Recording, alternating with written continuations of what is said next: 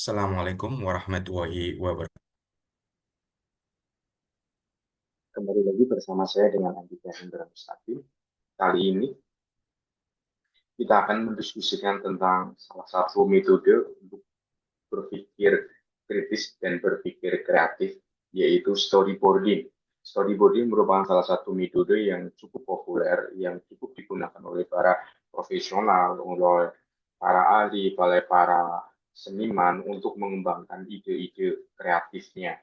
Sebenarnya storyboarding ini merupakan suatu metode yang umum dikembangkan di kalangan industri sinema ya, dengan baik baik director, baik sutradara, penulis skenario ataupun orang-orang yang berkecimpung di dunia pembuatan film. Dan storyboarding ini umumnya juga digunakan oleh orang yang memiliki kecerdasan visual.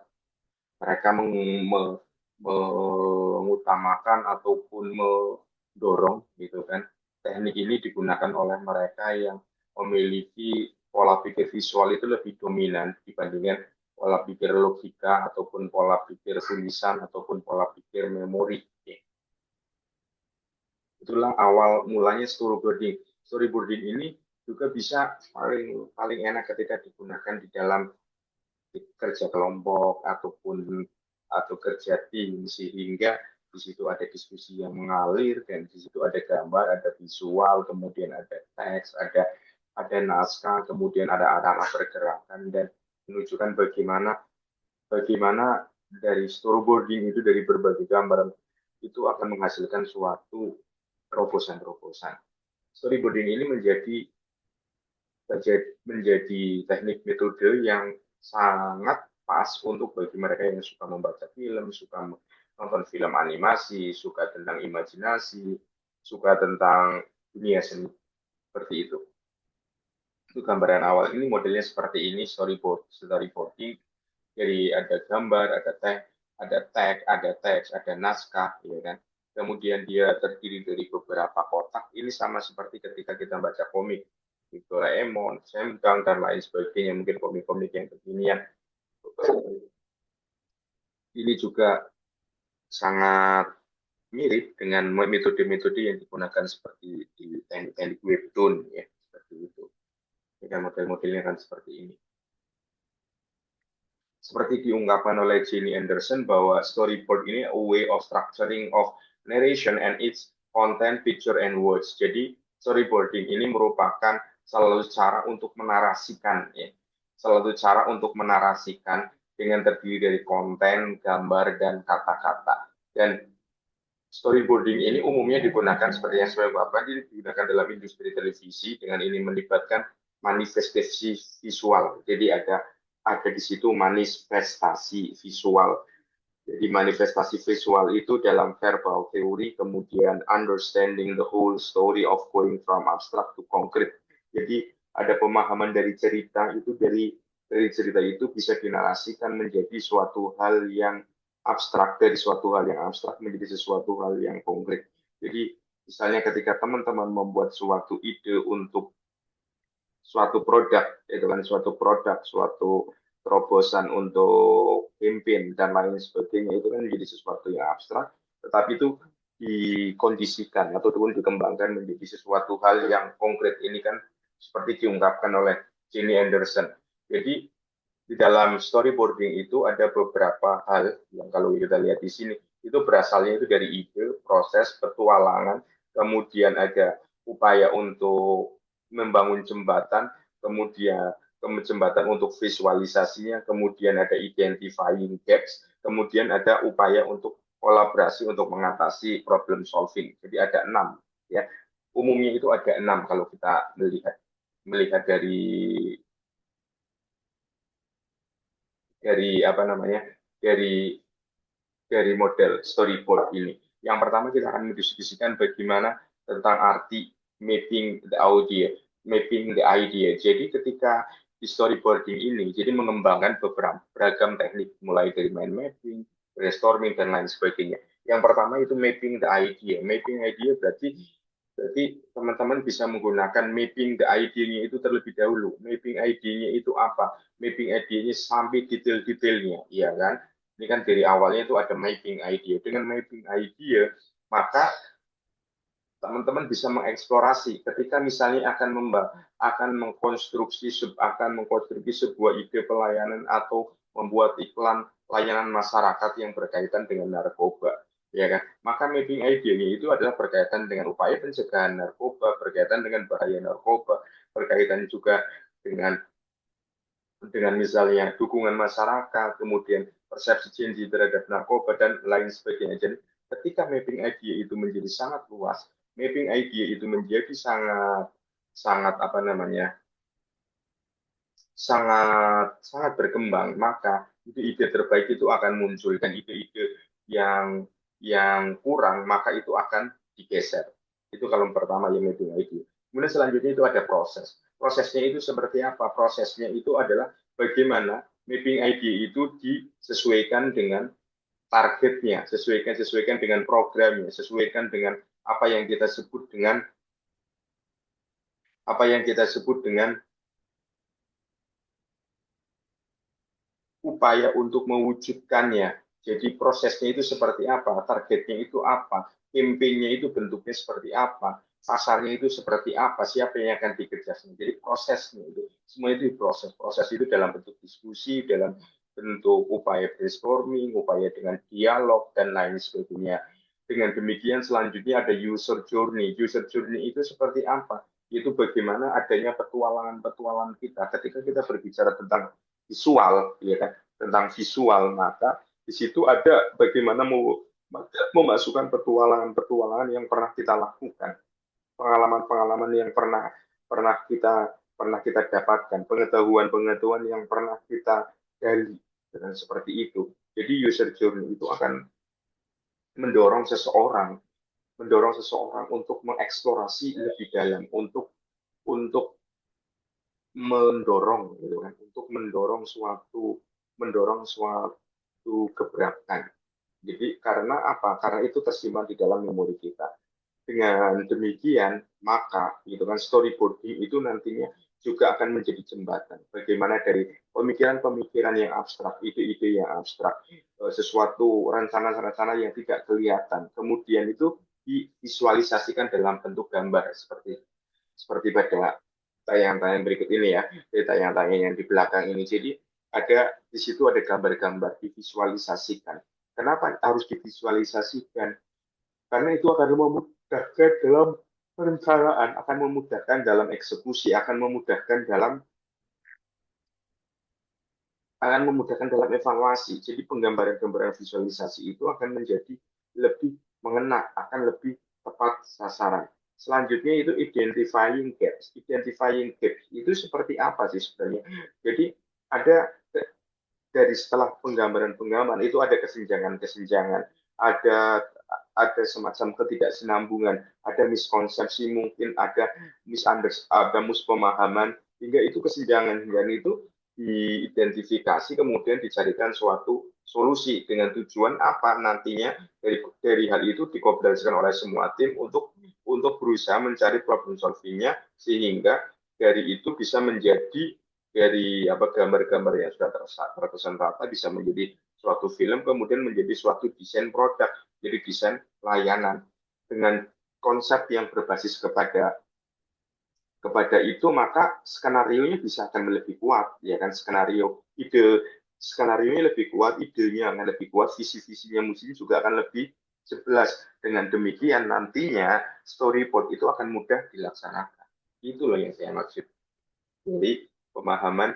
konsep visual manifestation ini dari pendapatnya Ginny Anderson kemudian kita bisa mengolahnya itu jadi visual manifestation itu menunjukkan bagaimana seseorang itu pada dasarnya gitu kan seseorang itu bisa terus berinovasi ya kan bisa bisa terus berinovasi dengan storyboard ini terutama bagi mereka yang suka menggambar bagi mereka yang suka bervisualisasi terus bagaimana dengan misalnya saya gitu kan secara pribadi saya tidak terlalu suka menggambar itu bagaimana itu bisa kan gambarnya kan boleh dalam bentuk sederhana gambarnya sekarang kan gambarnya juga tidak dalam bentuk sederhana, tidak harus ribet, tidak harus bisa memiliki kemampuan menggambar, tetapi itu lebih memiliki kemampuan untuk menstruktur, memvisualisasikan ide.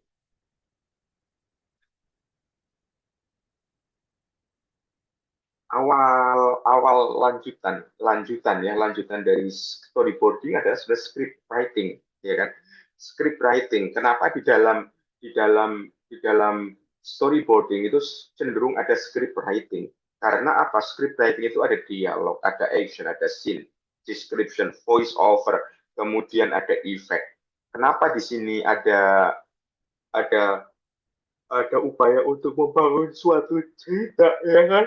Suatu cerita terutama dalam animasi itu karena apa? Karena di dalam script writing itu sebagai kemampuan untuk mendukung storyboarding dengan upaya di situ ada dialog, di situ ada action, di situ ada scene description, kemudian ada voice over dan effect itu akan memberikan suatu namanya pengembangan. Di situ ada suatu nih pengembangan, suatu pemahaman. Kemudian di dalam storyboarding itu juga ada namanya character development. Kenapa character development itu menjadi juga penting dalam storyboarding? Karena itu ada visualisasi, ada elemen, ada pengembangan karakter, perspektif, talking, story, script writing, dan mis and sense. Di sini menunjukkan bahwa di dalam suatu storyboarding itu ketika ada karakter, maka di situ ada pihak-pihak aktor yang bermain. Ketika di sini kita berbicara dengan script writing, berarti di situ ada alur cerita yang bermain. Tetapi alur cerita yang bermain itu tidak hanya cukup, tetapi kita juga perlu menambahkan karakter development.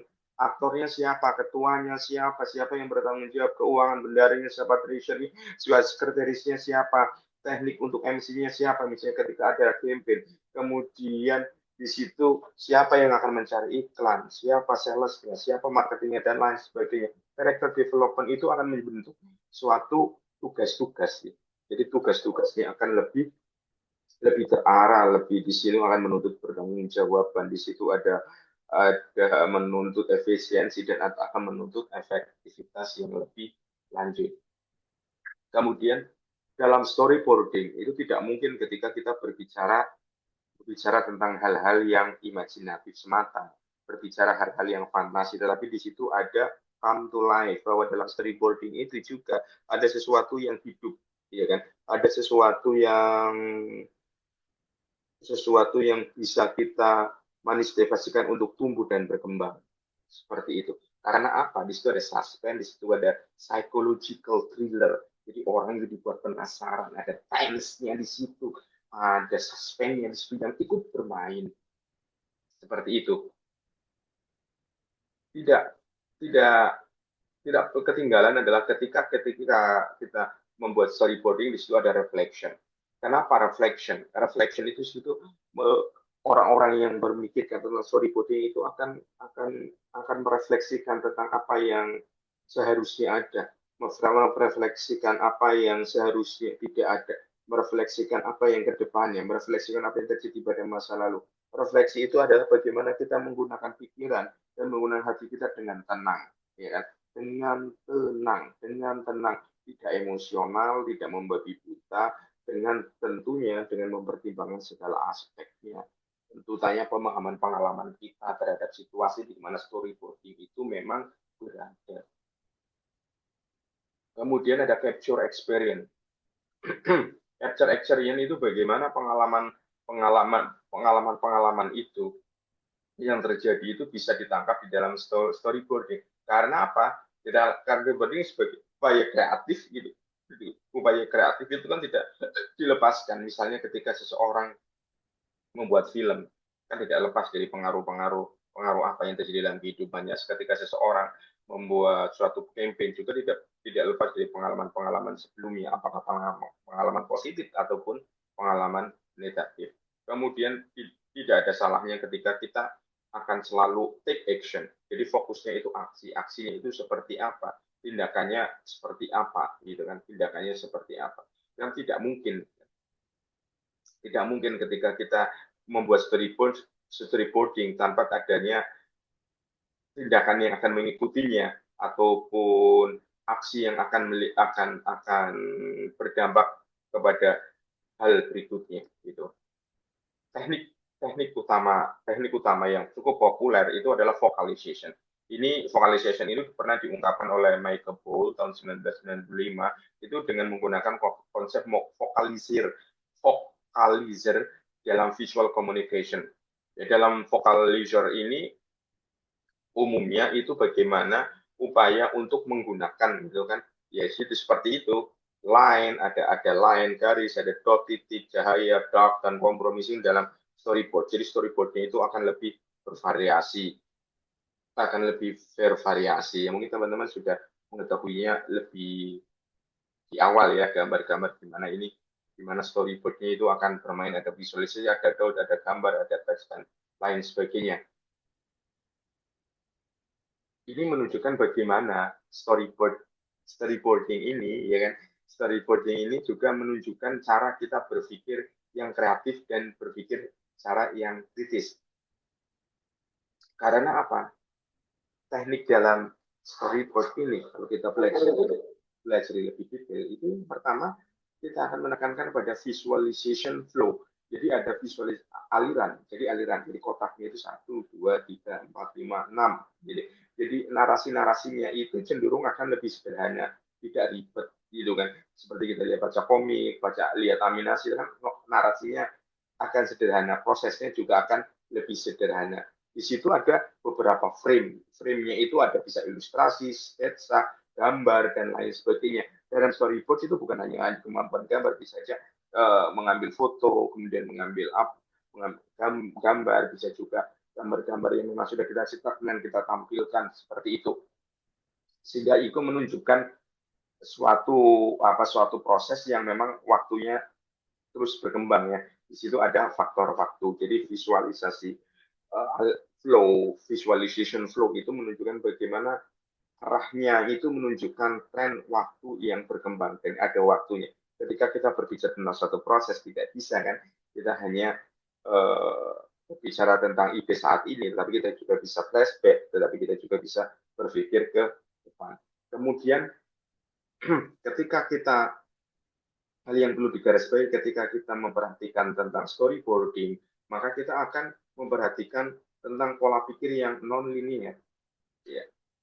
Misalnya saya kuliah pertama sastra Inggris, kedua linguistik, masih linear. Ketiganya saya ilmu komunikasi, dianggap ilmu sosial tidak linear, gitu kan. Ketika orang yang berpikir tentang linearitas merupakan suatu hal penting dalam pendidikan, itu merupakan cara pikir yang kuno. Tetapi ketika orang yang tidak berpikir non-linear itu justru yang penting itu adalah bagaimana produknya, bagaimana para pemikirannya, bagaimana orang itu menghasilkan ide-ide yang bagus, mengambilkan riset yang bagus, menghasilkan produk-produk yang bagus, menghasilkan terobosan-terobosan yang bagus. Itu yang penting. Jadi ketika non-linearitas berpikir itu akan menjadi suatu menjadi suatu terobosan, akan menjadi suatu penekanan, itu maka orang itu akan ya out of the box gitu ya, out of the box. Jadi pola pikirnya itu tidak hanya terkungkung pada apa yang dia tahu, tidak terkungkung dengan apa yang dia kuasai semata, tetapi dia bisa berpikir secara lebih luas.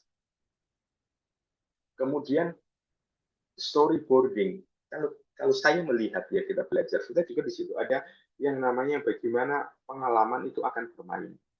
Pengalaman akan bermain, di mana pengalaman itu umumnya itu berkaitan dengan emosi. Permainan pengalaman itu juga berkaitan dengan reaksi. Pengalaman itu juga berkaitan dengan interaksi. Jadi pengalaman itu menunjukkan bagaimana desainnya itu cenderung user experience.